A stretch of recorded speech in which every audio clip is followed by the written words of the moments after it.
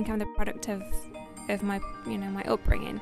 My parents are very open-minded, they're very kind, caring people, and they always taught me not to discriminate against anybody, really, religion, culture, colour, anything. And I think that provided me with the foundation to research, become the person that I am today.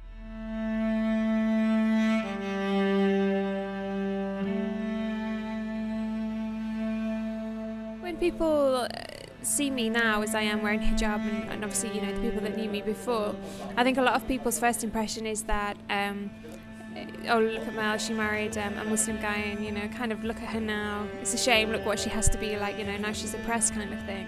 And a lot of people associate me looking the way that I do with maybe because my husband wants me to, or maybe it's something that I've been told that I have to do, and it's completely against the religion and the reason that I'm doing it. I think you have a unique insight when you wear the hijab of really why you do wear it, and it's not for anybody else. It's not for anybody else, but for yourself, and for the sake of Allah. That's the reason we wear that, not because anybody else has asked us to.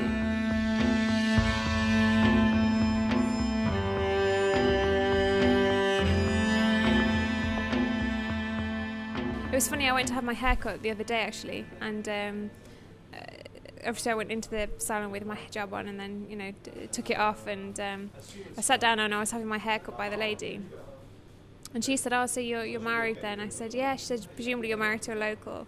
I was like, "No," and she just assumed because I wore hijab maybe I'd married a local, and maybe they had asked that or told me that I had to wear it. It's just another example, I guess, of people's prejudice towards it. People often assume you've been forced to wear it rather than it's because of your own choice. But I took it upon myself, and I think we should to explain, no, that's not the reason why I wear it. This is the reason why I cover up, and I don't think people should be dismissive. People want to learn, and that's how I started off. And if people had been dismissive of me, then I wouldn't be where I am today. So I think as Muslims, we need to take it upon ourselves to take time to explain things to people.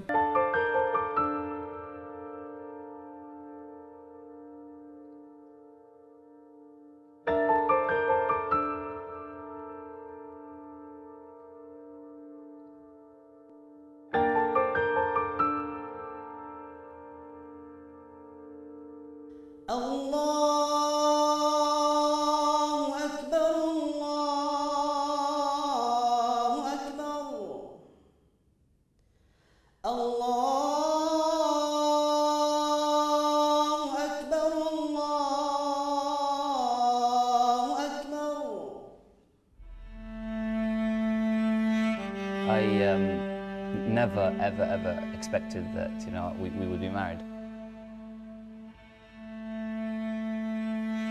Basically, when I first moved here, I didn't really come with any great expectations when I came to Dubai. I just think it was more of a career move than any particular. I was interested in the cultural change as well, but it was more of a career move, and with no kind of other expectations attached to that. But I don't know. I changed quite a bit when I first moved out here, and in terms of the people that I started getting to know at work. And when you come from England, you come with certain stereotypes about what Muslims are like and what an Islamic country is going to be like, and then it's completely not what I expected. And that got my interest, really. I thought, it's my impression of Muslims or my impression of Islam wasn't the same as what it was anymore when I had moved from the UK.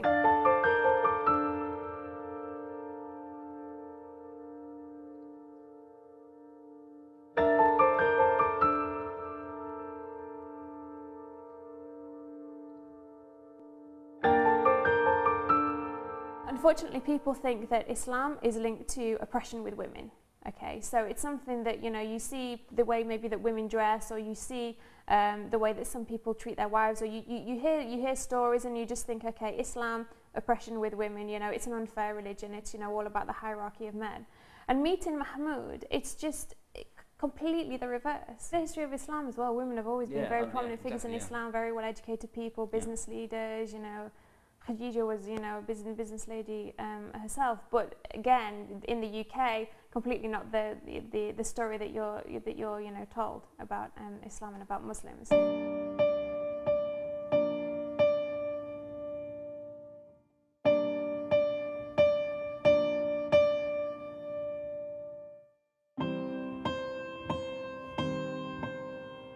There was always something. I always believed in something, but I wasn't really sure what.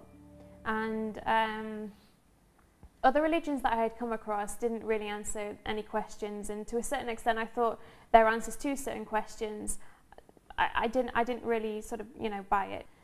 And then I think when I came across Islam and I moved out here and I learned more, what I realised about Islam and what I like about Islam is it's okay to ask questions, and every question you ask should have an answer. Yeah. Whereas with other religions, sometimes it's just like, it's, faith. You just have to have faith. There's blind faith to everything.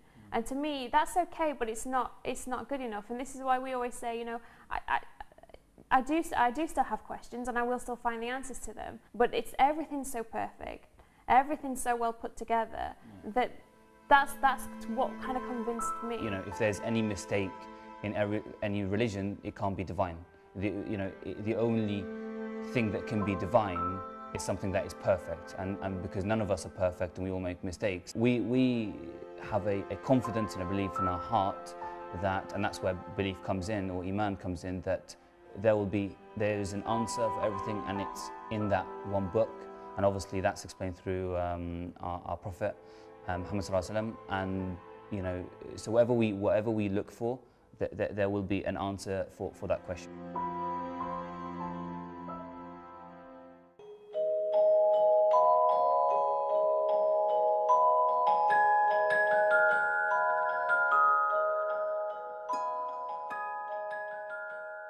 My friend Faris and I, we went to university together, and we used to get together and try and keep our iman strong and learn and encourage each other in that way. And when we came out here, we both realised it's actually quite difficult to find those kinds of things. So obviously, again, we've started to do that. We get together whenever we can. Faris is still living in the UK at the moment, so whenever he's over here, we kind of get together and we try and recite some Quran and du'as, and really hopefully help our iman grow and sustain that. لو أنزلنا هذا القرآن على جبل لرأيته خاشعا متصدعا من خشية الله وتلك الأمثال نضربها للناس لعلهم يتفكرون هو الله الذي لا إله إلا هو عالم الغيب والشهادة هو الرحمن الرحيم هو الله الذي لا إله إلا هو الملك القدوس السلام المؤمن المهيمن العزيز الجبار المتكبر سبحان الله عما يشركون هو الله الخالق البارئ المصور له الأسماء الحسنى يسبح له ما في السماوات والأرض وهو العزيز الحكيم. It's a good way of maintaining your iman, and what was one of the good advantages when we were in university was we got to do this on quite a regular basis, and we had a lot of free time to do it. But when you start working, you don't quite have that same time. So that's one of the reasons we do it. Yeah. Nowadays, we've made a rather dangerous separation between our daily lives and activities and what we do for religion, and we've created this artificial barrier. So doing these halaqat is a nice way of integrating these practices into our lives again, which is quite important.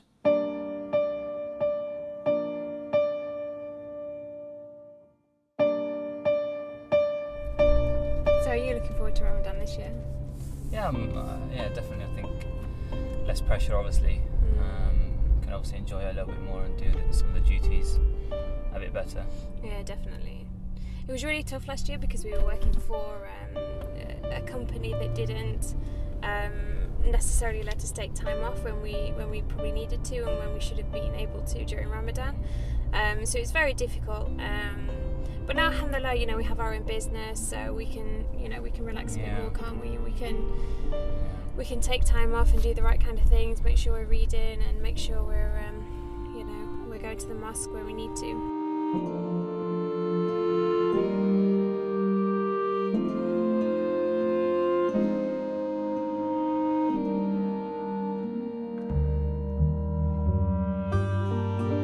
Allah knows you better than you know yourself.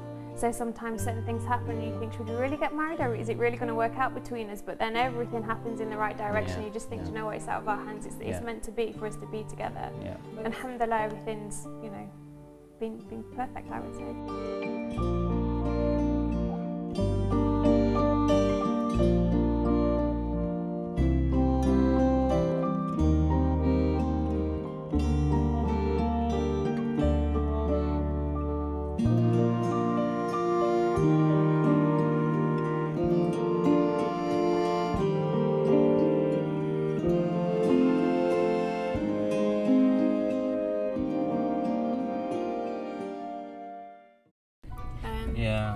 it's a shame because there's obviously a lot of companies. Sorry, I fell back.